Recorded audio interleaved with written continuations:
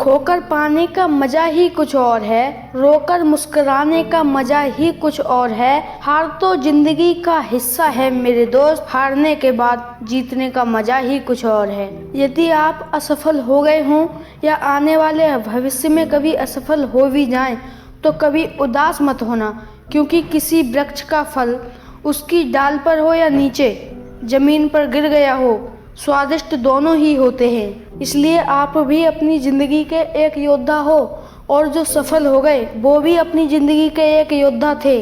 और जो भाई बहन हाथ पर हाथ रखे हुए बैठे हैं और कह रहे हैं कि हमारी किस्मत में जो है वो ऊपर वाला हमें स्वयं देगा, तो मैं उन बहन भाइयों को बता दूं कि अगर आप खुद कुएं के पास जाते हैं तो आपको पानी मीठा मिलता है, लेकिन जब नदी खुद आपके पास चल कर आती है तो उसका पानी खारा हो जाता है। इसलिए आप खुद मेहनत करके सफलता के पास पहुंचिए, तो आपकी ज़िंदगी बेहतरीन ढंग से कट जाएगी।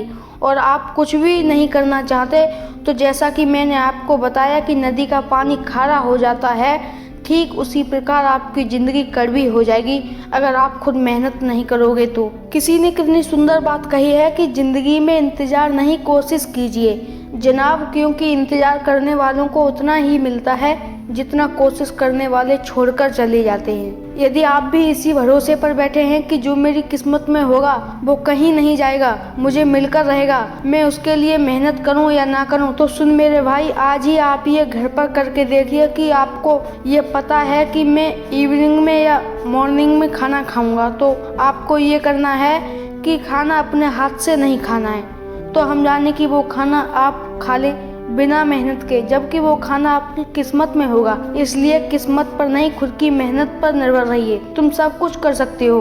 आपकी कैटेगरी के लोगों ने भी पहले ये सब कुछ किया है। ये बात मत सोचो कि ये मुझसे नहीं होगा। चांद पर आदमी पहुंच गया, मंगल पर आदमी जमीन खरीद रहा है, तो कहाँ से आते हैं ये लोग? कहीं दूसरी दुनिया से आते हैं क्या? नहीं, ऐसा कुछ नहीं है। सब तुम जैसे और हम जैसे ही होते हैं। आजकल चाय बेचने वाले लोग आसमां को छूते जा रहे हैं, क्योंकि उनका अपने लक्ष्य से एक भावुक स्थिति जुड़ी हुई है। आप भी अपना एक भावुक गोल सेट करो, क्योंकि जब आपका कोई सीरियस गोल होता है तो वह आपको अपने रास्ते से भटकने से रोकता है, क्योंकि वो एक रिमाइंडर की तरह काम करता है आपकी माइंड में कि हाँ, मेरे सामने ऐसी भी परेशानी आई थी।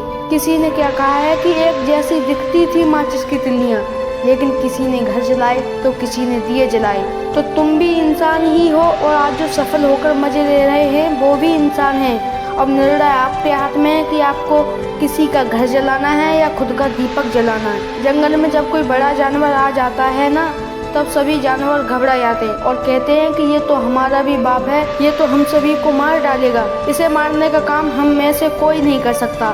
तब निकल कर आता है सभी जानवरों का बापू, the king of animal, the king of forest, शेर। और वह बोलता है कि हम हैं इसके बाप, और इसे मारने का काम तुम करो या ना करो, लेकिन मैं कर सकता हूँ। मैं बार बार यही कह रहा हूँ कि खुद की आंखें बंद कर कर कहो, आई कैन डू इट, मैं कर सकता हूँ, really I can do it. मेरा ये सपना एक दिन जरूर हकीकत में बदलेगा। सपना एक देखोगे तो मुश्किलें हजार आएंगी, लेकिन वो मंजर भी बड़ा खूबसूरत होगा जब कामयाबी शोर मचाएगी। तो मिलते हैं एक न्यू मोटिवेशनल वीडियो के साथ, तब तक के लिए जय हिंद, जय भारत, धन्यवाद।